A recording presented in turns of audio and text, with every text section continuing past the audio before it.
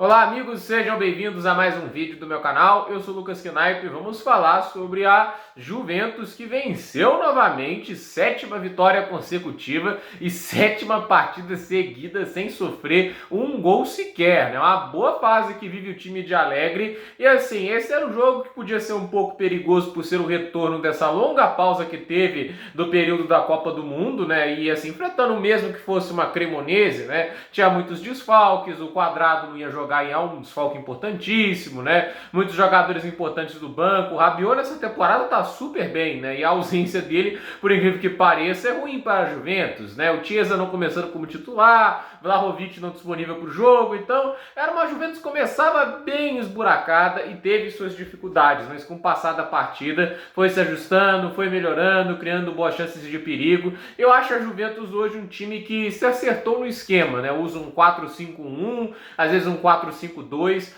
O Allegri entende que não é um time capaz de ter um domínio gigantesco do jogo, de ter uma imposição enorme, mas é um time capaz de ser dinâmico, de se defender quando é necessário e quando atacar também quando é necessário. O esquema de três zagueiros, ele dá essa versatilidade, né? Ele te dá a capacidade de contra-atacar com a maior presença dos laterais, né? Ele te dá a capacidade também de se defender com um homem a mais. O esquema de três zagueiros, quando tem as peças certas, ele tem uma tendência a ser muito efetivo. A gente viu a Inter de Milão do Conte como jogou muito bem, né? Até mesmo os campeonatos da Juventus com Conte, quando tinha as peças certas, era um time que voava, né? Mas é um esquema que depende dessas peças. E a Juventus é um raro caso de um time que, ao meu ver, não tem as peças adequadas para um 4-3-3, mas tem um 3-5-2 ou um 3-5-1, né? Que é um esquema mais complexo. E mesmo assim, o time funciona bem e há sacadas legais do Allegri, né? O pessoal vive tapando pedra no Allegri, né? Que,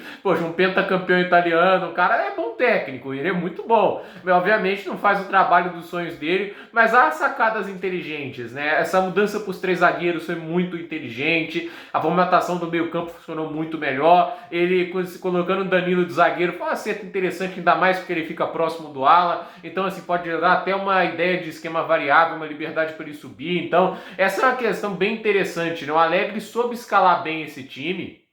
E a Juventus virou uma muralha, defensivamente falando, né? 7 jogos seguidos sem sofrer um gol, 7 gols sofridos em 16 jogos. É impressionante os números que a Juventus tem até agora. Falta ainda acertar o ataque, mas não dá para cobrar muito do jeito que o time está escalado, né? Acho que a gente tem jogadores ali que cumprem ali o seu papel, né? Fazem ali o feijão com arroz, mas nada mais que isso. Quando a gente trata de times da primeira prateleira, você espera que haja atacantes mais diferenciados. Olha como é que é a Napoli, tem um Osimhen, tem um Kvaratskhelia, né? Tem jogadores muito diferenciados no ataque, né? A própria Inter de Milão, né? Chegou a ter o Lukaku um tempo atrás. Hoje o Lukaku e o Lautaro estão fedendo, né? Mas ainda assim, né? A gente olha, por exemplo, o Milan, tem o Rafael Leão, não tem ninguém diferenciado no ataque da Juventus disponível, né? Tem jogadores como o Di Maria, o Vlahovic, mas eles estão lesionados, ainda não estão 100% fisicamente. Porém, há de se elogiar um jogador que é muito subestimado, e assim, eu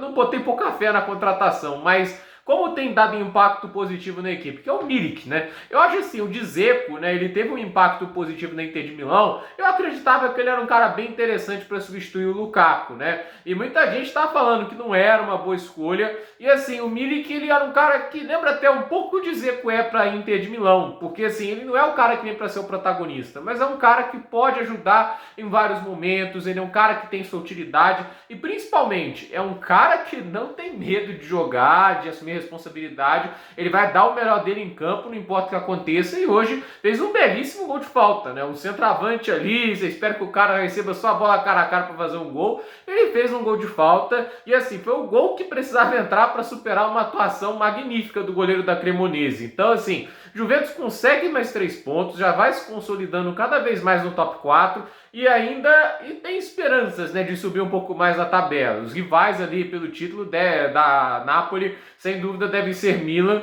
e Juventus. Porque de resto, né, por exemplo, a Lazio perdeu hoje, né, perdeu pro Lecce. A gente tem a Inter de Milão vai enfrentar a Napoli. A gente não sabe aí qual vai ser o resultado desse jogo, mas se a Inter de Milão perde, sem chance de disputar o título, né? A Roma não acho que tem um elenco e nem a regularidade para brigar por esse título. Então, acho que está entre os três. Mas aí é a questão, você tem que jogar pressão pro oponente que está com a margem à frente. É o que a Juventus está fazendo agora, com essas 7 vitórias seguidas. Certamente é algo que talvez não afete tanto assim a Napoli, mas certamente coloca aquela coceira atrás da orelha que sempre incomoda, né?